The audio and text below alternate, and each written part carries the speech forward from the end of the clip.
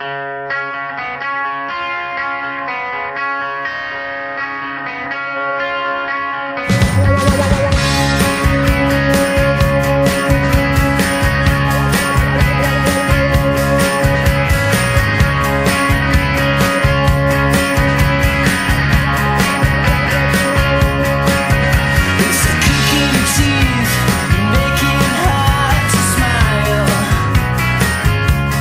est difficile de porter un jugement sur le gouvernement et sur son programme santé, tellement c'est plutôt le flou artistique qui domine, hein, puisque le gouvernement s'est attelé dès les premières semaines au problème des dépassements d'honoraires, avec la négociation qui a entouré ces dépassements d'honoraires sur l'avenant numéro 8, a communiqué quelque peu sur quelques aspects démographiques, avec l'annonce d'un plan sur 12 points qui a le mérite d'être pragmatique, même si c'est pas la révolution et même si c'est pas le miracle qu'il faut attendre.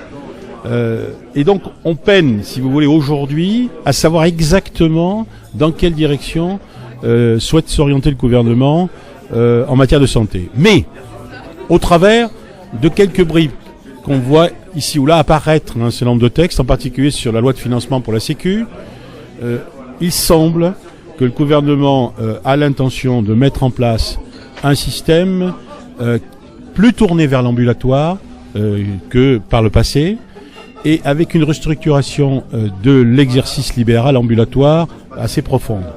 Il vise finalement à regrouper les professionnels de santé, volontiers sur un mode pluridisciplinaire, dans le cadre de cabinets ou de groupes de santé ou de pôles de santé, et faire en sorte qu'on passe d'une médecine plus individuelle à une médecine plus collective, avec une médecine plus populationnelle et qui vise à mettre en place un parcours de soins entre la ville et l'hôpital avec une certaine fluidité. Et ça nécessitera beaucoup et on le comprend bien, derrière chacun de ces mots, il y a un accompagnement nécessaire, en particulier au plan financier, avec une nécessité d'adapter les ONDAM, la création d'un ONDAM fongible, en tout cas un ONDAM destiné à accompagner le fameux parcours de soins. On voit bien que si le gouvernement veut s'en donner les moyens, il y a beaucoup de choses à mettre en œuvre qui sont possibles. Mais aujourd'hui, c'est plutôt les interrogations qui dominent, et donc il nous est difficile de porter un jugement, que ce soit un jugement positif ou un jugement négatif, sur les 6 premiers mois de ce gouvernement. Alors, il y a le CAPI, le P4P. Je sais que la CSMF était plutôt défavorable il y a quelques années à ces dispositifs de rémunération alternatifs. Quelle vertu, même si le bilan est précoce, quelle vertu vous trouvez à ces nouveaux dispositifs ? L'idée générale de ce paiement sur objectif de santé publique, c'est d'introduire d'une part une diversification dans les modes de rémunération, c'est-à-dire de faire en sorte que le paiement à l'acte, certes, doit rester la base, mais il ne résume pas l'intégralité de la rémunération du médecin. En particulier, il ne résume pas les efforts que le médecin ferait en termes d'approche patientèle, populationnelle, plutôt que le service individuel qu'il va rendre à un patient à l'occasion d'un acte ponctuel. Il rémunère également le côté prévention. On voit bien qu'il y a une démarche prévention dans toute activité médicale, en particulier des médecins de famille, des médecins généralistes, qui n'est pas prise en compte par les rémunérations à l'acte. Donc il y avait une nécessité d'adapter tout cela. Le paiement sur objectif de santé publique permet d'accompagner ces éléments-là.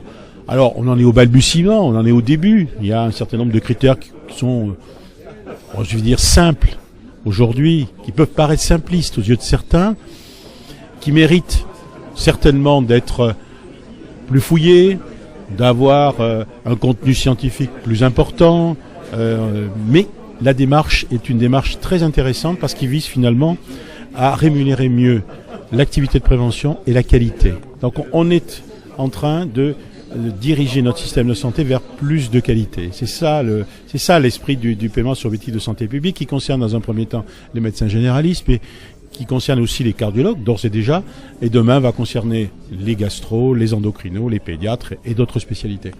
Et une dernière question par rapport à la régionalisation de la représentation syndicale et les URPS. C'est vrai que pour les acteurs du système de santé, de la chaîne de santé, il y a un flou. Qu'est-ce que fait l'URPS ? Qu'est-ce que fait au niveau conventionnel national ? Est-ce qu'il y a quelle cohérence on peut donner au système à l'avenir entre les URPS au niveau régional, leur travail avec les ARS, et au niveau l'UNCAM et la représentation syndicale nationale ? Alors, D'abord, là, ça, c'est une caractéristique du gouvernement et de la politique gouvernementale que je crois dessiner. C'est que, contrairement au précédent, il est plutôt sur une dynamique nationale. C'est-à-dire un conventionnement national décliné, adapté régionalement, et non pas l'inverse. Or, la politique antérieure était un petit peu différente sur ces points-là. Donc, ça veut dire en clair que les syndicats représentatifs sont habilités à signer des conventions médicales qui engagent l'ensemble de la profession, qui ont un caractère collectif, national, et qui peuvent être déclinés régionalement.